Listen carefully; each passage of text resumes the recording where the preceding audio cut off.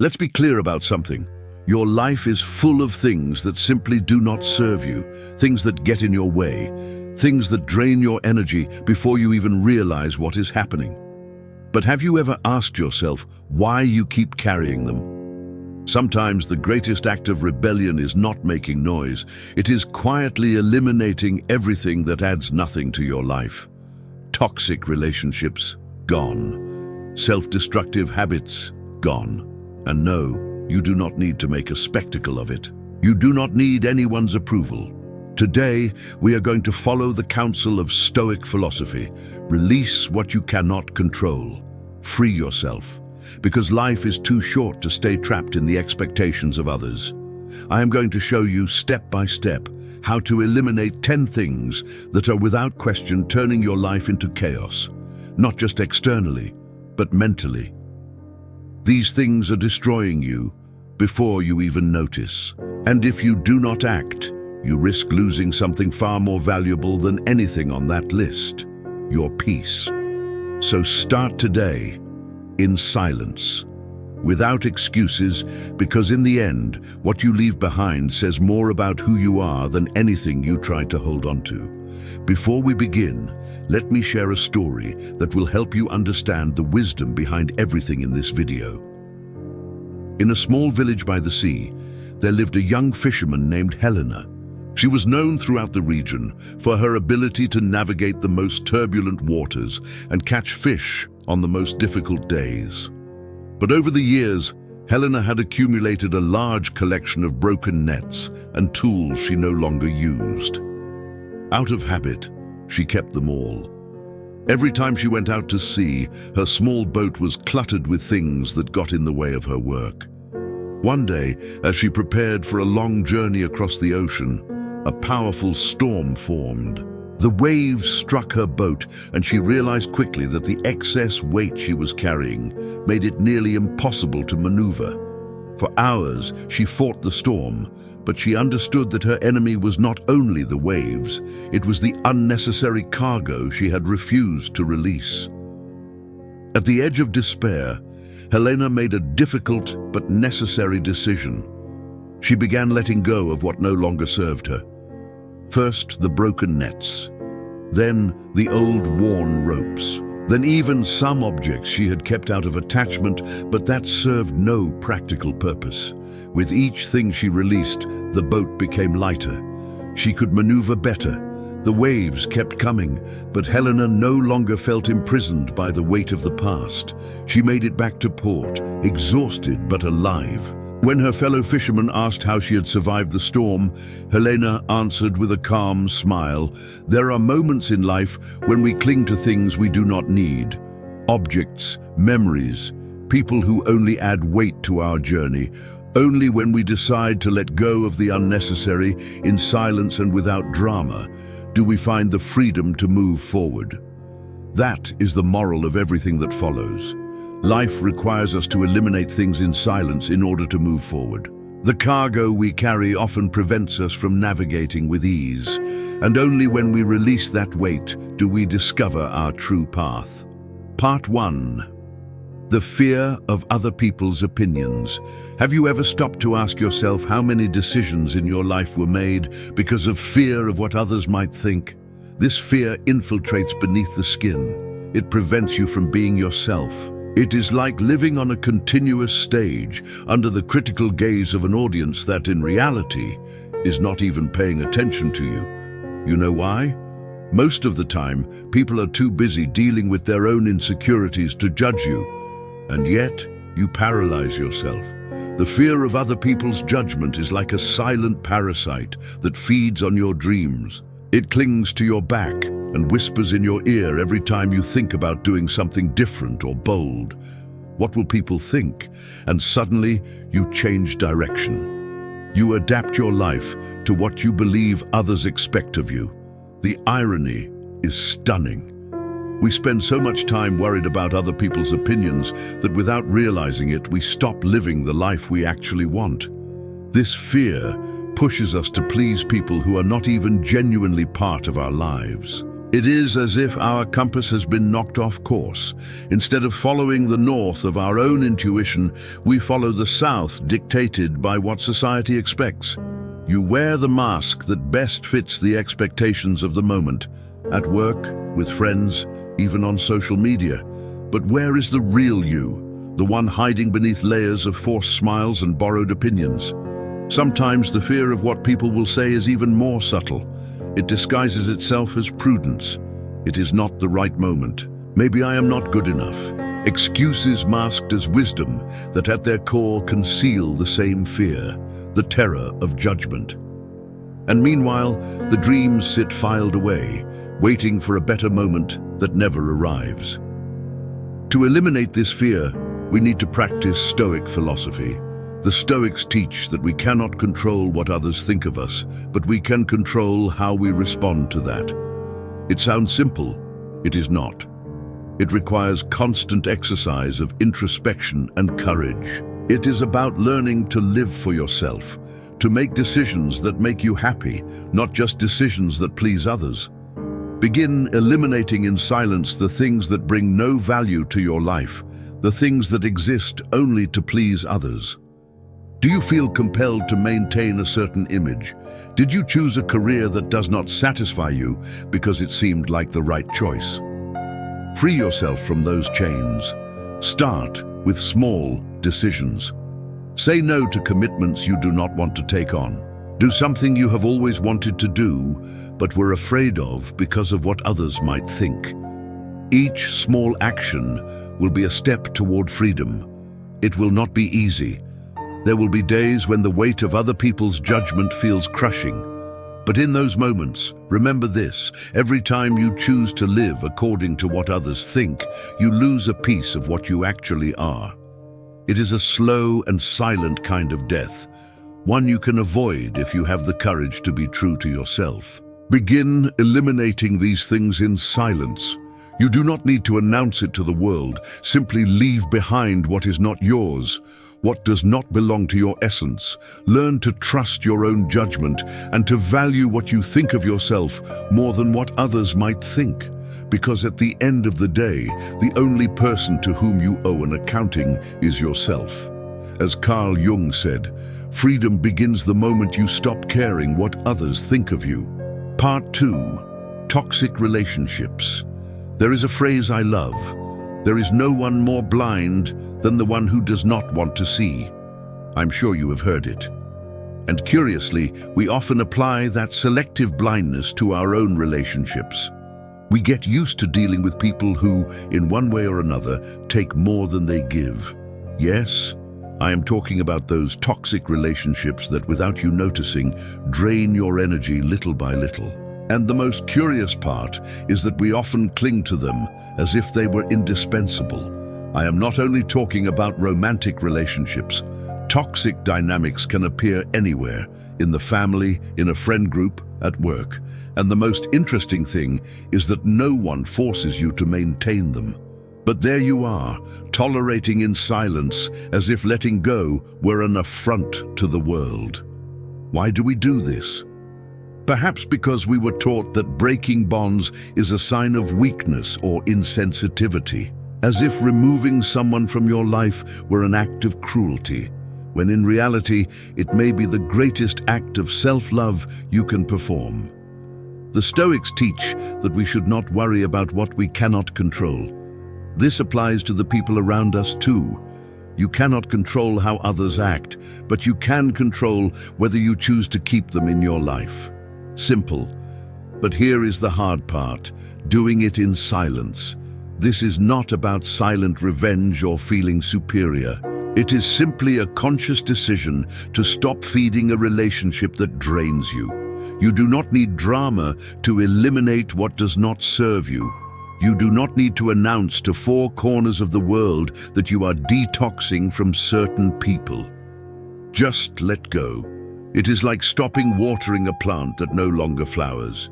You do it calmly, knowing it is no longer part of your garden. The plant follows its path. You follow yours.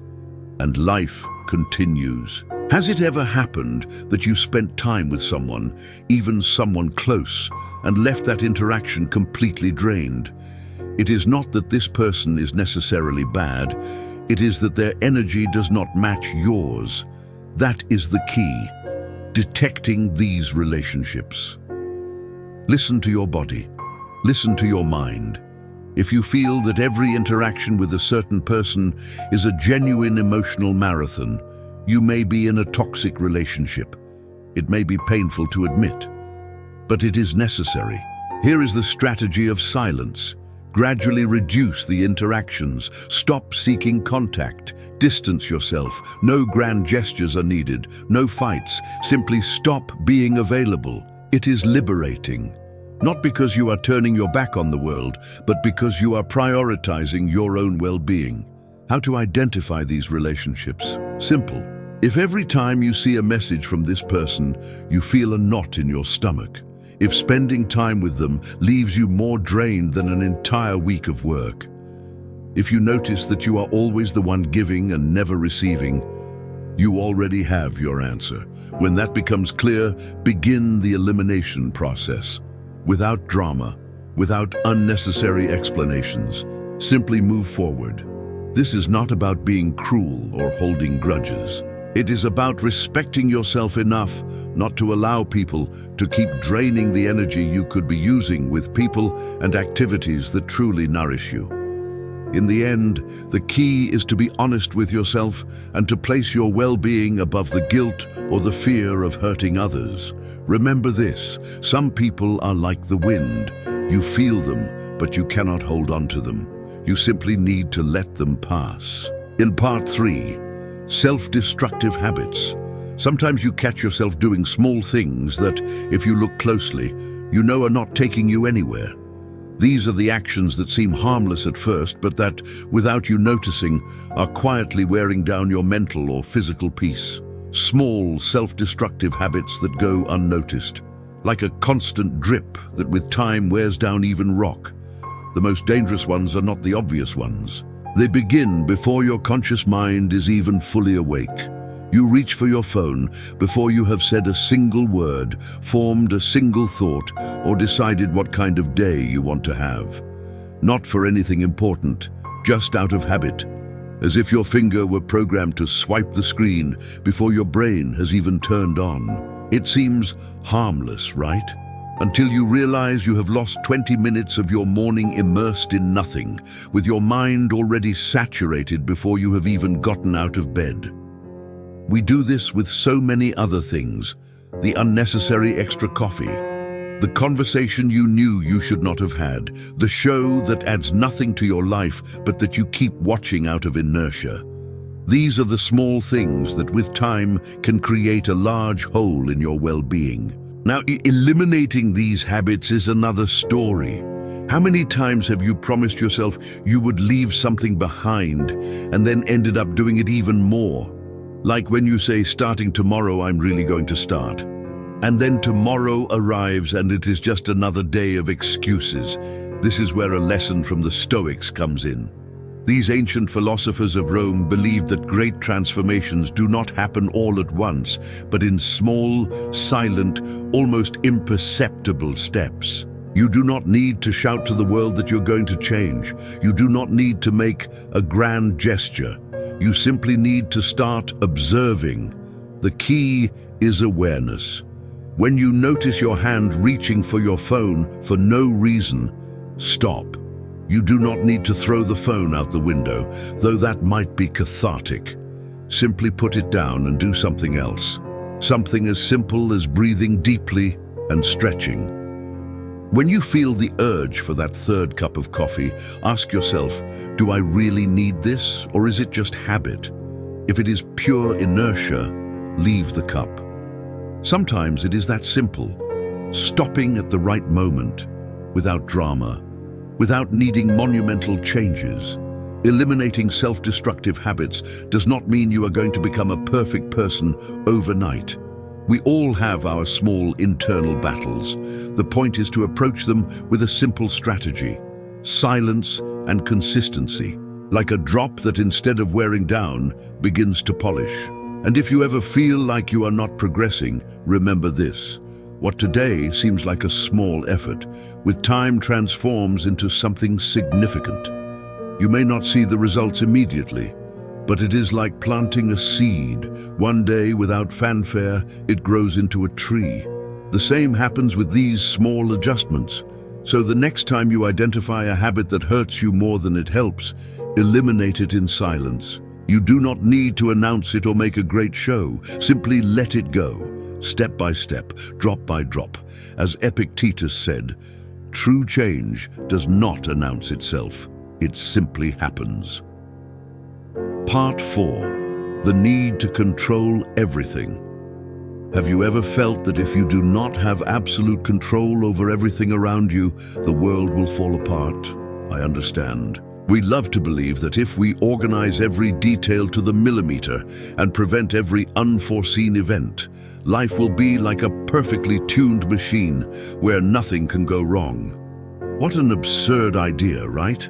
And yet we find ourselves trapped in this mental game, convinced we can dominate everything that happens to us. It is a trap, an illusion. And the worst part is that the more we try to hold on to control, the more we feel we are losing our balance. The need to control everything is nothing more than a mental prison, one we build brick by brick, each time we believe that with enough effort, things will go exactly as planned. But the universe does not work that way. Stoic philosophy teaches that the key is not to control what we cannot, but to release the unnecessary and focus on what truly depends on us. Think about what we try to control: the weather, other people's opinions, people's reactions, the results of our efforts, everything that is not actually in our hands. It is like trying to hold the tide with your bare hands, a complete waste of energy. And yet we do this constantly, and the worst part is that every time something does not go as expected, we become frustrated and irritated, as if it were a cosmic injustice. Imagine you are carrying a backpack. Every time you try to control something outside your reach, you put a stone inside it. At first you may not feel the weight, but with time, the backpack becomes unbearably heavy. In the end, this load crushes you. Would it not be better to get rid of those stones, to open space for what truly matters, for what you can actually control? Your emotions, your actions, your choices. Release the rest. For a long time, I was obsessively worried about predicting everything that could go wrong in my life. If I had a meeting, I would plan out every possible uncomfortable question. If I made plans with friends, I would worry about the location, the weather, anything that could deviate from the plan. It was exhausting. And you know what happened? The vast majority of things I worried about never occurred. I realized that this obsession with prediction was not giving me more control. It was giving me more anxiety, so I started letting go. Little by little, I learned to trust the process more, and things continued to happen. Some good, some not so good. But I felt lighter, because I had stopped carrying what was not my responsibility. Trusting in life does not mean being passive or irresponsible. It is about accepting with maturity that there are things outside our hands, and that this is okay. Eliminate in silence this need to control everything. Give space to the unforeseen, to surprises, to what is beyond your reach. This does not mean you simply sit back and watch life pass. It is about releasing the weight and accepting that part of the path does not depend on you. And you know what? That is liberating. Remember, sometimes letting go is the most powerful form of taking control. As Marcus Aurelius wrote in his Meditations, true control resides in the capacity to release the uncontrollable. Part 5. Unrealistic expectations. I do not know about you, but I spent a good part of my life believing I needed to be perfect. Nobody told me this directly, but it was in the air, floating between well-intentioned comments, glances of approval, and that constant silent comparison with others. I grew up with the firm conviction that meeting the expectations of others, and worse, my own, was the definition of success. What a lie. If you stop to think about it, trying to fulfill unrealistic expectations is like trying to fill a bottomless well with a leaking bucket. You never finish. You are always exhausted. And in the end, all that remains is a sad puddle of frustration at your feet. The most curious part is that many of these expectations are not even ours. They were built by others. Family, friends, society. And we accepted them because in our search to be better, we decided we needed to fulfill them. Do a quick exercise. How many times have you felt disappointed for not achieving something you did not actually want in the first place? We impose such high goals on ourselves that if we fail, we feel useless. If I am not the best at work, the perfect partner, the ideal friend, the exemplary son, what is left of me? These expectations end up weighing more than our own actions. It is like running a marathon with a backpack full of stones. You move more slowly, you tire before the end, and even when you arrive, you feel like you dragged yourself through it. This is exactly where Stoic philosophy offers a brilliant perspective. According to the Stoics, you cannot control what others think of you, or guarantee that the universe will act in your favor. What you can control is how you react to all of it. The key is to reduce the load. Lower the expectations that are suffocating you. If you expect less of yourself and of others, it does not mean you are settling. It means you are freeing yourself. You are no longer imprisoned by the constant pressure to live up to the impossible. You are simply existing and moving forward. This does not happen overnight. Start eliminating the expectations that do not belong to you. Then review your own and ask yourself, are these realistic? You do not have to keep all of them. Something that can help you reduce expectations without creating drama is to change how you talk to yourself. Instead of saying, I need to do everything perfectly, try, I'm going to do the best I can with what I have right now. It sounds simple, but it is liberating. You open space for error, which is human, and for the possibility of improving without constant pressure. Another reliable strategy: stop telling everyone your plans. The less noise you make, the fewer expectations others create about what you should achieve. External expectations are just that: noise. Eliminate in silence what does not serve you, and you will find that things begin to flow much more naturally. Releasing expectations is not giving up. It is an act of wisdom. Instead of focusing on what you should do or be, concentrate on what you truly want and what is under your control. Fewer expectations, more freedom. Engrave this: the less you expect, the lighter you become. Part 6. The need to always be right. Have you noticed that you have a habit, almost an obsessive need, to always be right? To be the person who knows everything? It is as if every conversation were a battlefield and victory were proving that you have the right answer. A silent but relentless war. And the worst part is that this war is not with others. It is with yourself. Every time you insist on having the last word, it is as if you needed to convince yourself that your worth depends on it. We were taught to believe that we always need to have the right answer, as if being wrong were synonymous with weakness. Society, social media, even family dinners reinforce the idea that failing is failing. But I will tell you a secret. Sometimes being right is the least important thing in the world.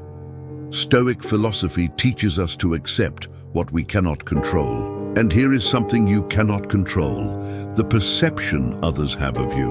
This endless race to prove you know everything leads nowhere. It only leaves you more anxious, more frustrated, and in the end, more alone. Ask yourself, what do I gain by always being right? An invisible medal. It does not seem worth the effort. It is like carrying a suitcase full of unnecessary stones. With each argument or imposed opinion, you put another stone inside, until the weight becomes unbearable and you wonder why you are so exhausted. The answer is simple. You are wearing yourself out for something that has no real value. The next time you feel that urge to prove you are right, try staying silent, not out of resignation, out of liberation. It is like releasing a pen you have been gripping for hours without realizing it. When you let go, you feel a relief you did not know you needed. The same happens with the need to always be right. When you release that load, you realize you were trapped in a fight you did not even want to fight. So how do you release this need? Accept that you do not need to know everything. It is okay to be wrong. It is okay not to have a formed opinion about everything. You are not competing in a wisdom contest. Learn to truly listen, not to refute, but to understand. There is an enormous difference between hearing and listening. Hearing is a biological function. Listening is an art. When you listen with genuine attention, the anxiety of needing to impose your point of view disappears. Appreciate silence. Sometimes the best argument is simply allowing others to have the last word. Not every conversation needs a winner, because in the end, winning an argument is not the same as having peace. Is it worth always being right at the cost of your own tranquility? No. The next time you are in a conversation and feel that urge to correct or impose your opinion, breathe deeply. Release the pen. Let it go. The peace you will feel will be infinitely more valuable than any momentary victory. As Seneca said, true knowledge is not in winning every battle, but in knowing when not to fight. Part 7. Digital noise. Have you noticed how surrounded you are by digital noise? I'm not talking about the cars on the street or the neighbor drilling through the wall. I'm talking about that other noise, the one in your pocket, in your hands, in your eyes. Social media, endless notifications, messages that never stop arriving. It seems like everything is designed to distract you, to keep you in a constant state of alert. And there you are, thinking you have control, when in reality, it is the digital chaos that controls you. The truth is that we live in an era where silence is a luxury.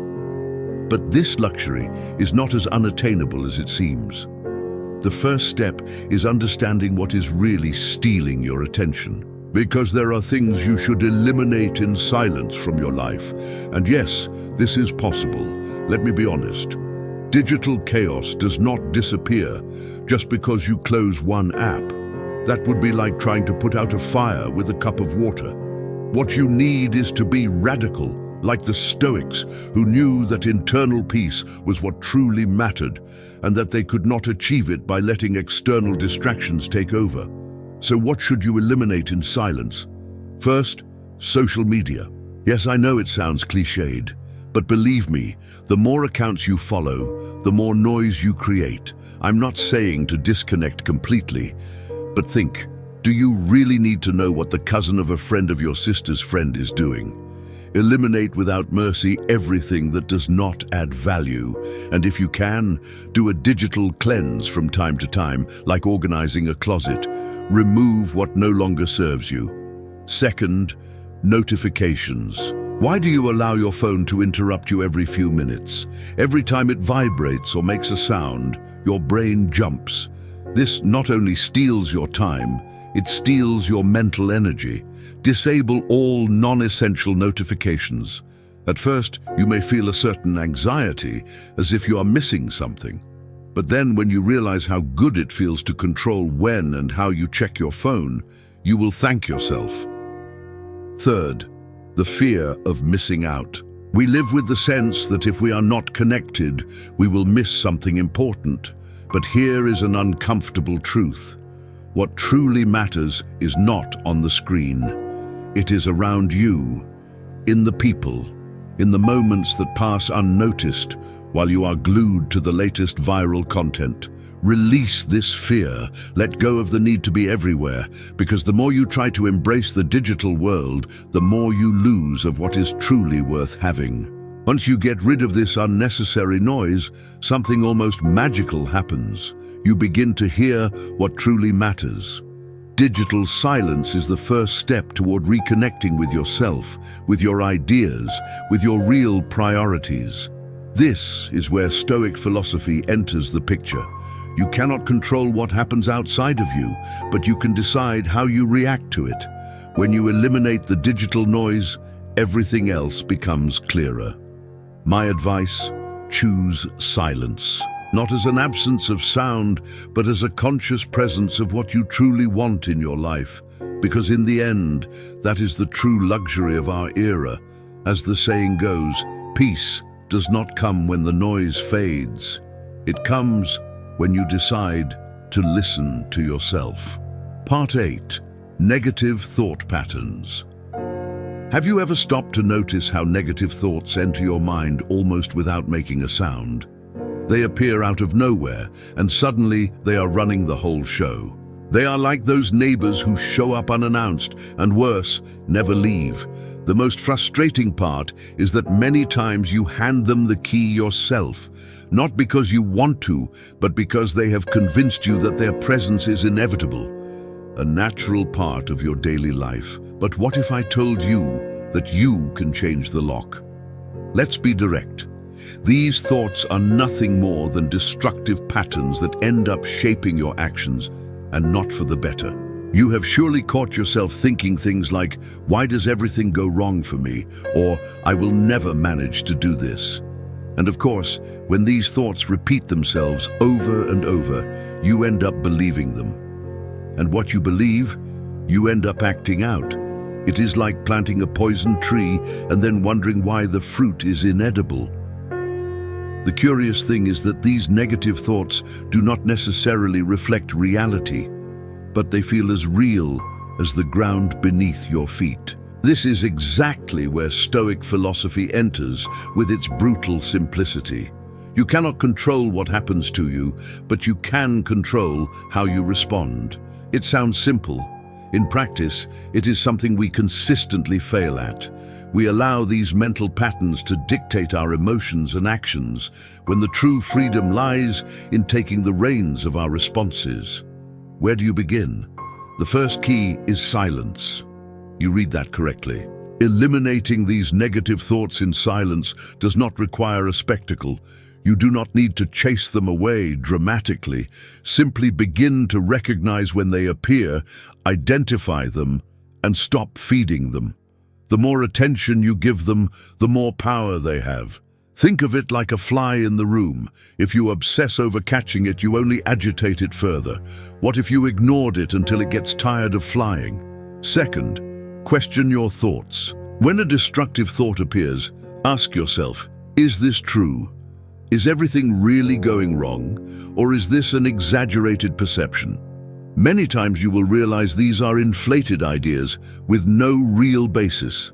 And if there is something true in them, you can begin thinking about solutions instead of staying stuck in the problem. Third, detachment. I am not saying you should become a monk on top of a mountain, but begin to create emotional distance from your thoughts.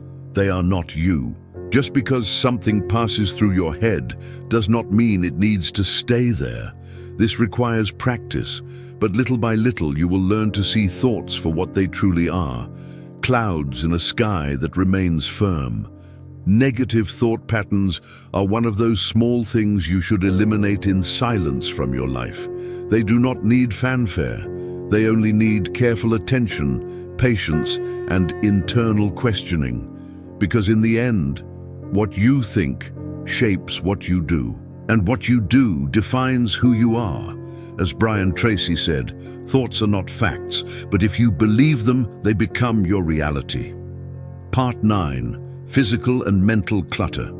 Sometimes we wake up feeling like the world is a little heavier than normal. You look around and realize it is not just a feeling. Your space is loaded with things. Objects, piles of paper, clothes thrown over a chair. And somehow your head also feels like a disorganized drawer. When my surroundings are a mess, I notice that my mind follows the same path. Physical and mental disorder, though it may not seem obvious, are more connected than we like to admit. There is something deeply exhausting about the disorder around us. A disorganized space directly affects our mental clarity. The Stoics, for example, spoke about the importance of focusing on the essential and eliminating the superfluous. Disorder is exactly the opposite of that. It is everything unnecessary, what distracts us and pulls us away from what matters. The accumulation of things does not only occupy physical space, it consumes energy.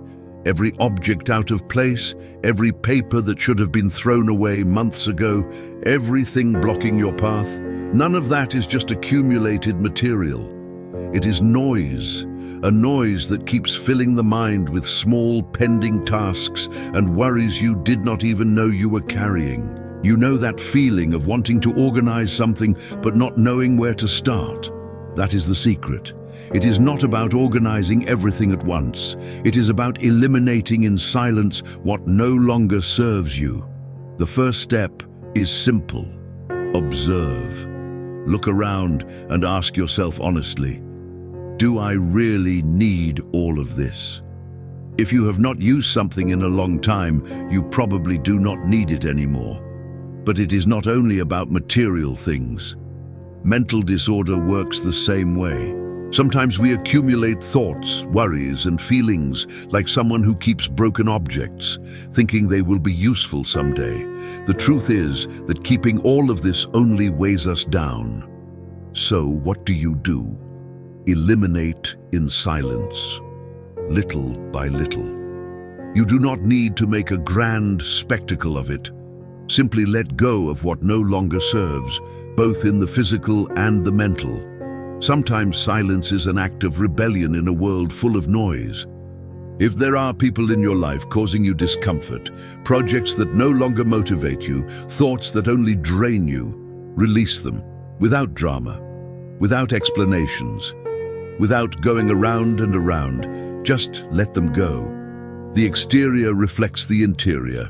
Remember that the outer order often reflects the inner order. If you begin bringing a little clarity to your surroundings, you will find that little by little that clarity also arrives in your mind. It is not magic. It is a process. It is like when you decide to clean a drawer and suddenly you feel lighter, because in the end, each thing in its place is one worry less. Each object you release is a step toward a lighter, clearer life. The Stoics did not complicate their lives with the unnecessary. They knew the key was to focus on what truly mattered and let the rest pass. As simple as that. Living in a world full of physical and mental disorder is like walking through a labyrinth with no exit. But when you begin releasing what you do not need, you discover that the exit was always there. You just could not see it because of the excess. If you want mental peace, start by organizing what is around you. Do it without rushing, without noise, but consistently. Your mind will thank you. When the noise fades, the essential becomes clear. Part 10. Unnecessary comparisons. Sometimes I wonder, why do you have this habit of comparing yourself to others? No excuses. We all do it. But tell me honestly, do you really think it serves any purpose? It is like running in a competition where the others do not even know they are participating. And the worst part is that they probably do not even care. Meanwhile, there you are in your head, measuring every step, every stumble, every small advance. But not yours, theirs. Comparing yourself to others is like trying to win a singing contest using someone else's voice. It makes no sense. You have your own melody, your own rhythm, but you keep insisting on following someone else's sheet music. The problem is that this apparently harmless habit slowly erodes your self-esteem.